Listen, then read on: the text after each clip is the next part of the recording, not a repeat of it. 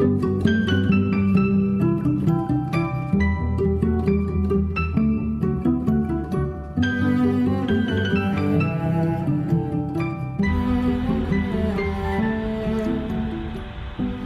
to Human Rights Education Now, a podcast series from Human Rights Educators USA. I'm your host, Bill Fernickes, a member of the National Steering Committee of HRE USA, a collaborative network to learn, teach, organize, advocate, and innovate for human rights education in the United States. This podcast aims to raise awareness about human rights education and invites listeners to engage with the worldwide movement to make human rights education a core focus of educational programs from preschool through higher education, and in both non-formal and informal community educational settings. Today's program is a conversation with Dr. Alex Red-Korn, Assistant Professor of Educational Leadership and Coordinator for Indigenous Partnerships at the College of Education, Kansas State University. In this episode, Dr. Red-Korn discusses the origins of his interest in human rights and human rights education, the importance of examining issues of Native American culture and history using a human rights framework, the lack of understanding about Native American history and cultures among much of the U.S. population, and how he has worked to improve understanding of Native Americans through his work at Kansas State and in other educational settings.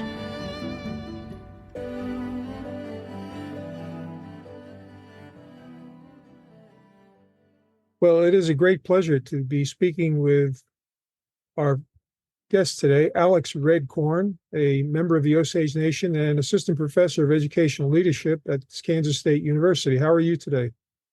I'm doing all right. How are you? Very good. Alex is also the 2023 recipient of the O'Brien Award from Human Rights Educators USA for his outstanding work in advancing human rights education in the United States. And congratulations. Thank you. Appreciate it. So how did you first become interested in human rights issues and later in human rights education? So I actually started out as a social studies teacher. And so when I was going through school, I, like all stereotypes, I wanted to be a coach. And so I was like, well, how can I be a coach? Well, I could be a social studies teacher and then a coach. And so I became a social studies teacher.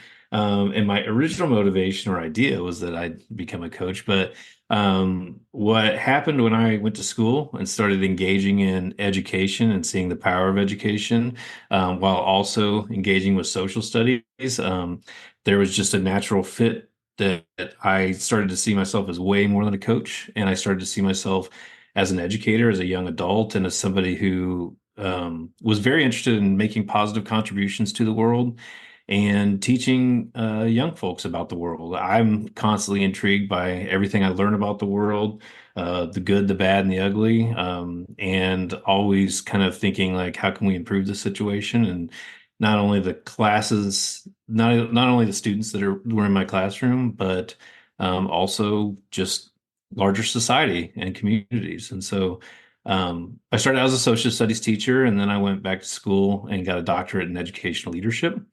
And it was about that time that I started realizing that even though it's social studies education, and people tend to relegate, anything about Indians to the social studies, like they don't exist outside of the social studies kind of thing, which is a problem in and of itself. But as I was going through, I started realizing that there was just this disconnect between the work I was doing and my connection to my home community, the Osage community. Mm-hmm. And so I started just kind of like, I got a master's degree in social studies education, and you'd think I know a little bit about Indian education, but I started to realize I didn't learn anything about Indian education, especially Indian education systems.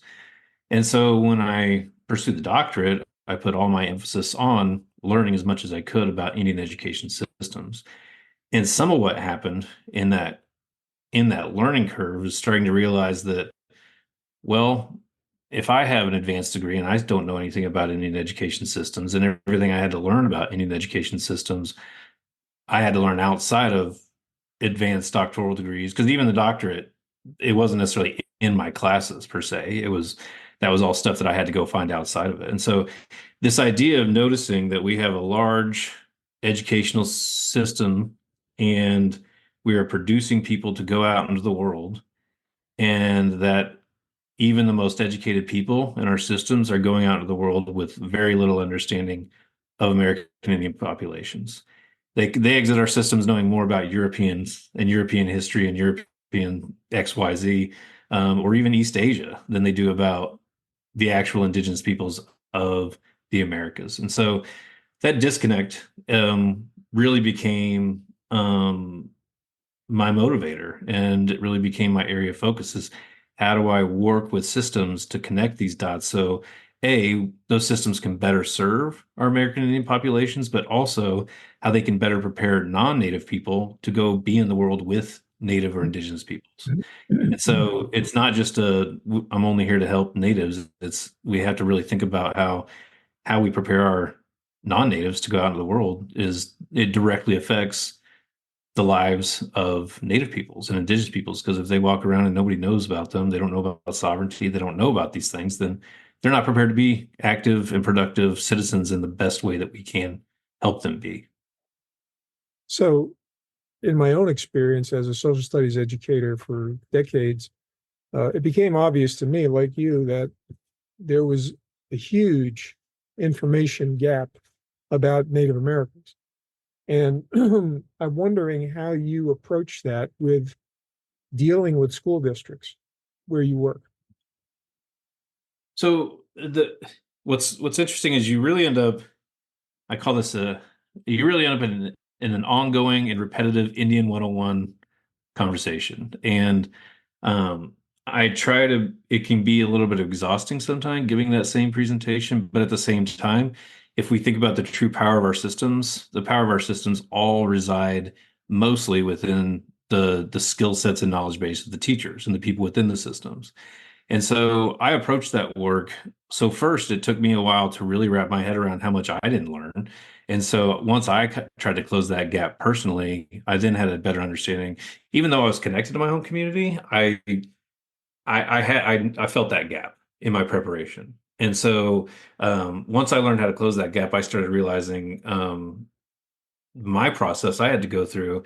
And I also was able to engage with research and academia to find new words, new research to articulate what I saw and felt, but I didn't have like the best citations, the best like quick points to make, the stuff that really grabbed people. And so what I typically do is I typically start with helping them realize how much they didn't learn within their own educational system.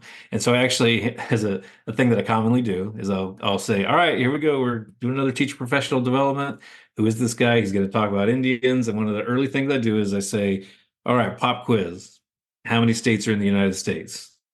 And you get a whole bunch of people looking around, and I also usually make a joke that says, uh, if you feel like you're being set up for a trap, you are, but let's just play along here. And so, how many states are in the United States? 50. All right. How many original colonies? 13 original colonies.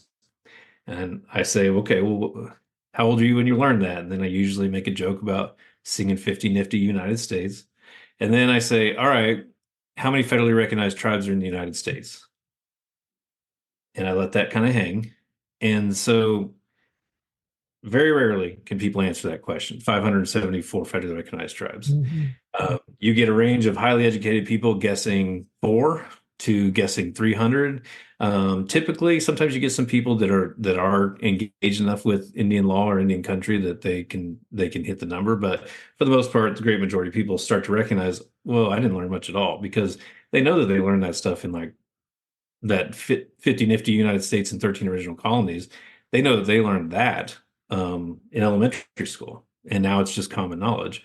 So once you kind of point that out, and then you start kind of going through some of the nuance of what you don't know and how you drive past signs on the highway and you don't really know what it means. You drive past an Indian college and you don't really know what that means. So you start pointing that out, and then it just kind of opens up okay, well, now that I realize I don't really know much at all, where should we start? And Mhm. so just trying to meet people where they're at, just like common go-to teaching techniques, meet people where they're at and start visiting with them and start orienting them to just point out the traps that are there. And one of the traps that are there I cite this paper a lot. Sarah Shear and a bunch of people, some other scholars, did a national study, and they found that 50%, or no, out of all 50 states, 87% of all social studies standards about American Indians are in a pre-1900 context. Mm. So by design, we're supposed to learn this stuck in the past, kind of Indians only exist in the past, they don't exist in the Mm. present. And so that research stat alone helps us understand that not only did we not learn anything, we only learned this narrow understanding of Indians. And then you start pointing out, well, okay, what's the imagery that goes with that? And if you start doing Google searches, okay, do a Google search of African American, Asian American, and these types of things, and just, you do a Google image search, you get these images that pop up, and it looks like, everyday Americans that are African American, everyday Americans that are Asian American, and then you get to Native American, and it's all stuck in the past sepia tone in a headdress images. And so when you start connecting those dots between the social studies standards research, the imagery you find on Google, and then they're going to the Friday night, Saturday night, and Sunday football games, and that imagery is reinforced through mascots, they start to recognize how little they've learned. But then you open up the conversation with, all right, so what should we be talking about? And then you're able to bring in contemporary substantive conversations that they can bring into their lesson planning. So how do you connect this huge information gap and this sense of exoticizing Native Americans to the idea that there are serious human rights issues here? So I start to connect the dots by just orienting them to the concept of sovereignty and self-determination. So in social studies, that's not a foreign concept.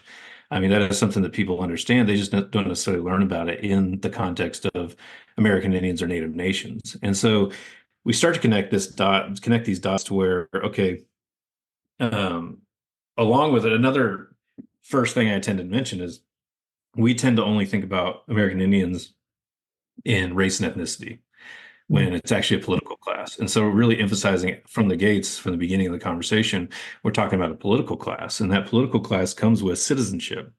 And each one of these tribes have their own constitutions, and they determine who are their citizens. And so this idea of sovereignty, self-determination, and human rights is really easy to connect to that conversation, because if you look at the UN Declaration of Human Rights, that's a big theme: sovereignty, self-determination, and the ability to dictate our own futures. Because what happens is you're pointing out that educational systems in the United States were weaponized against American Indians. Mm-hmm. A lot of people know that. Not everybody knows that, but a lot of people know that. Boarding schools, most people say, well, that's terrible. We shouldn't do that anymore. We should never force people to not speak their language. We should never force people to cut their hair, to not practice their religion, spirituality. People can make that leap. Most people, there's still some folks out there that have trouble with that leap, but most people pretty quickly are like, yeah, that's kind of some old stuff that we probably should never repeat in our country ever again. But then you start drawing the connection to modern day and the present, because once you humanize natives as people in the present, then you can point out things like, well, there's another statistic I talk about a lot. 93% of American Indian kids are not in Indian schools, not in federal Indian schools or tribal schools. They're in public schools, state-run public schools.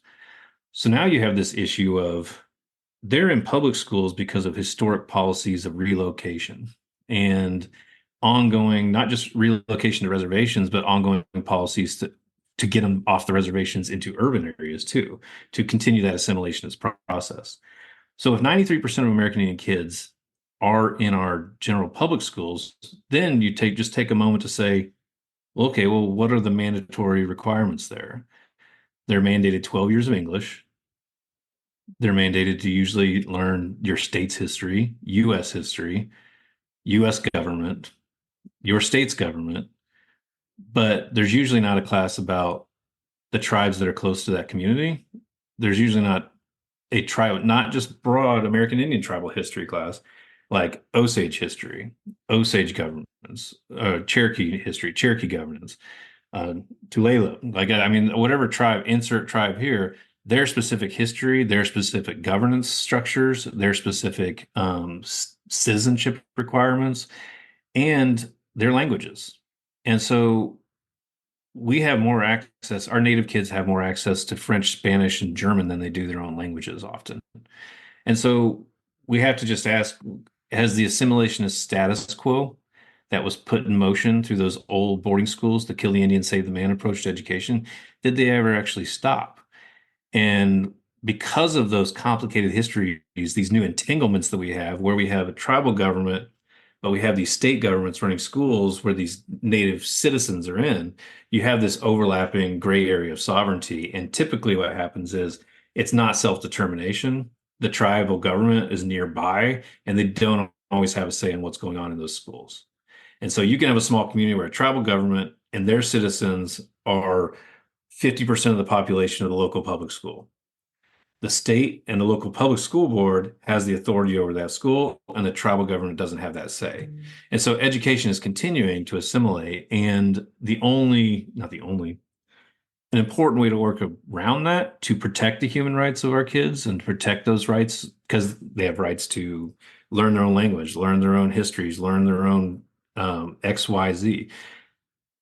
But in order to do that, you have to engage in leadership that partners and works across institutions.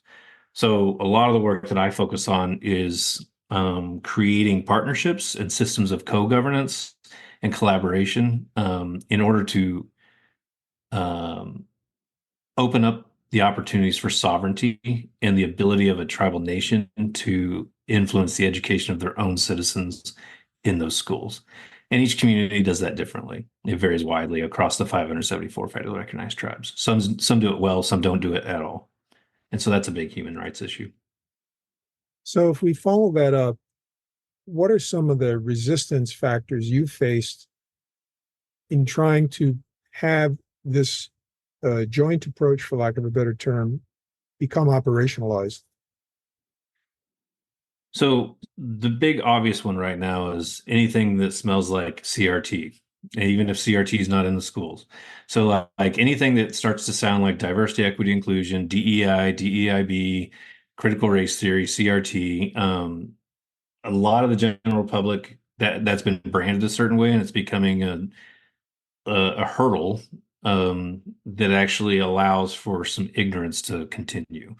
And what I mean by that is what we have to do strategically is make sure that people know from the get-go, we are not talking about CRT, and we are not talking even about like diversity, equity, inclusion. We're talking about sovereignty and co-governance. There are tribal institutions within the state boundaries, and they have citizens.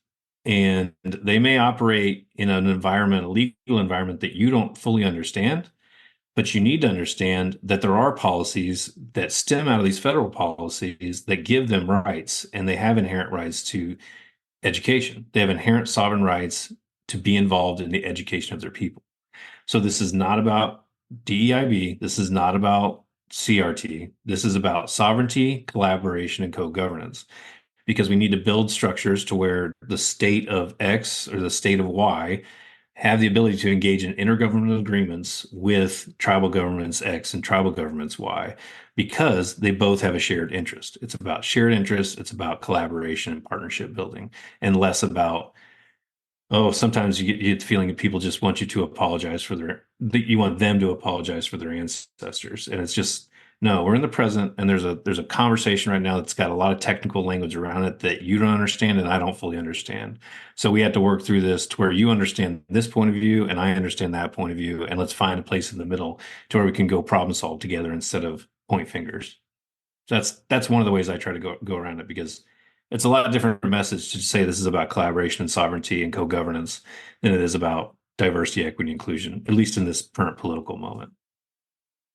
Well, it also seems to me that the United States has been very heavily focused on individual rights. But historically, the cultures of Native Americans have also focused quite a bit on collective rights. For example, right to water and things of that sort. How do you deal with that sort of clash between this historical individualism and the idea of a collective right? So I was having a conversation about this today in a different type of arena, but basically, the conversation I was having today was about how American Indians and Native academics navigate the academy. because on its face, universities were established because of the processes of settler colonialism and for the purpose of conquest, to move, take over, set down roots, train people to continue to build out in that area. So universities are a symbol of settler colonialism and conquest. And so how do natives navigate these systems of education that were actually intended to eradicate them and take over their lands and help people take over their lands? And so when we back up and we have that in mind, well, basically what happens is native peoples are in a constant state of code switching and navigating and negotiating different contexts. So they move between ceremonial contexts where these are the valued things, and then they move to an academic context where tenure track is dictating kind of how you're supposed to carry yourself or brag about yourself. And while cultural values are saying, hey, be humble and have some humility about your approach to the world. So basically, native peoples are navigating those things quite often, and they have to think about quite often a priority is how can I serve my community? How can I give back to my community? My whole shift to academia and to really learn about Indian education systems was because I wanted to be able to learn about something to help my own community and to give back to my own community. And so knowing that like the overall goal and the overall priorities are still trying to make sure that we are doing the best we can for our communities. And that also means the non-native people who are in community with us as well. This isn't just like um, a form of indigenous centrism that is not allowed outsiders in. It's not that type of thing. But keeping our orbit around being a good person and giving back to our communities, you then have to make decisions about um, when to take on some of those more nuanced clashes that start to happen when you hop to a different paradigm and you're in that new paradigm and you try to adapt to it, but still keeping your orbit focused on like how do we continue to find ways to help our communities. And so there's some code switching, navigating, negotiating that native peoples have to do as they move in and out of those types of spaces. And so it really just depends on the context and what the priorities, and sometimes it's as simple as, is it time to speak up, or is this another one where I'll just keep my head down and keep moving forward, and we'll keep moving towards the goal here. So, what about your own educational research? How have you employed that to try to focus on the human rights of Native peoples? So I'm very focused on systems, and so I'm a systems person, and so like I was talking about creating systems of co-governance. So one of the things I write about a lot is the idea of liberating sovereign potential and the concept of liberating sovereign potential. And it's the idea that we have sovereignty, and on paper, from a legal standpoint, people think about, okay, sovereignty, legal definition. They only think in those terms. But if we really think about what sovereignty means from a capacity building perspective, you can have all the sovereignty you want on paper, which I'll just put an asterisk on that, like sovereignty and native peoples, like we had sovereignty before the United States ever was a thing. So, but anyway, so if we think about what does it actually mean to be sovereign? Well, if we actually have people in the right places with the properly trained skill sets, you can execute a lot more sovereignty. And so the problem is, like I said before, we depend heavily on state-run systems for education, state and federal systems for education. Those systems are built for state and federal priorities, which tend to be Eurocentric priorities. And so if we don't have mechanisms to train our citizens to come work in our communities with those languages, with those cultural knowledges, with those unique historical contexts, with the legal and policy type understanding, because law and policy and the technical language that comes with working across Indian country is a learned skill set and is highly complex. You don't become a teacher in a mainstream situation and learn about Indian education policy. And so we need to think about, do our systems that prepare people to work in our tribal communities actually prepare them to work in the tribal communities?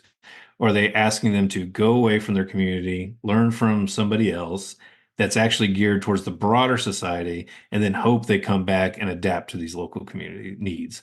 And so basically, our sovereign potential is inherently tied to our professional skill sets working for our tribal institutions. So the more prepared our folks are to know how to navigate these things and have those unique knowledges, the more likely they are to execute sovereignty in actual practice, or expand sovereignty or assert sovereignty. But as long as we're following a status quo and leaning on systems of education that are training people for non-tribal communities, then we're going to have a hard time executing that sovereignty. It just remains dormant on paper. And we need the people with the right skills and the right positions to liberate that sovereign potential and build out that sovereignty. So that's a lot of the stuff that I do, is either in practice in my service work, or through philosophizing, or through essays, or through X, Y, or Z. That's a core idea that I kind of work around, is how do we help our tribes build out our own systems to where they can actually execute that sovereignty and continue to replicate their priorities and their strategic plans for the future. Right. Okay. So it's interesting. You want to build a cadre of leadership. Is that a fair way to say it? Yeah, and actually, one of the first things I did was I built a educational leadership cohort program in partnership with the Osage Nation at Kansas State University. And so, yeah, that's exactly it. And actually, I also created an Indigenous Educational Leadership Certificate program at the graduate level. And it's basically meant to train people for those jobs. And because there are really not a lot of places that you can actually go learn the systems of Indian education, it's a unique and very particular skill set. And so trying to build community around those things and build the professional capacity of our Indian ed leaders. How has your institutional leadership at Kansas State responded to this? So my leadership at Kansas State has continued to just blow me away. They have, from the get-go, I was a graduate student, and I just brought up the idea, hey, we should probably think. I was in a college of education, ed leadership doc student, and I said we should really think about ways to improve our educational systems for Indian country. And they said, we agree with you. Do you want a job? And it's like, okay, because I had actually gone and done I had kind of dipped out and stopped teaching because I wanted to dive into the academic stuff full time. I felt like, quite honestly, I felt like if I was doing a doctorate after I was done teaching every day, that I would never finish a doctorate. And so I really wanted to go full time. And so I really was kind of not full-time employee, or I wasn't a full-time employee anywhere. And so they're like, you want to do this work and go partner? And I was like, sure. So we created a position, and they gave me resources to create events, to build partnerships, to build programming for Indian people and things like that. So I couldn't be more pleased with the dedication and ongoing commitments that Kansas State has put towards these things, because it's really grown into statewide impact and influence, and actually probably regional impact and influence as well.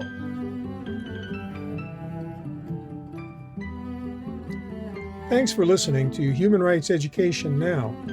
Our next program concludes our conversation with Dr. Alex Red Korn, Assistant Professor of Educational Leadership and Coordinator for Indigenous Partnerships at Kansas State University. You can find additional information about this podcast series at www.hreusa.org. Each episode is available on the HREUSA podcast page, Spotify, Apple Podcasts, YouTube, Pocket Casts, Player FM, and Deezer. You can also download each episode as an MP3 file. If you have questions or comments about this podcast, send them to Christy at hreusa.org, KRISTI@hreusa.org. Our podcast team includes producer and editor Bill Fernikes, executive producer Christy Redelius-Palmer, editor Elizabeth Schwab, sound designer and project manager Sabrina Sanchez, communications and public outreach coordinator Jessica Terbruggen, and production coordinator Jasmine Chizu Gota. Human Rights Education Now is a production of Human Rights Educators USA, a project of the Center for Transformative Action in Ithaca, New York.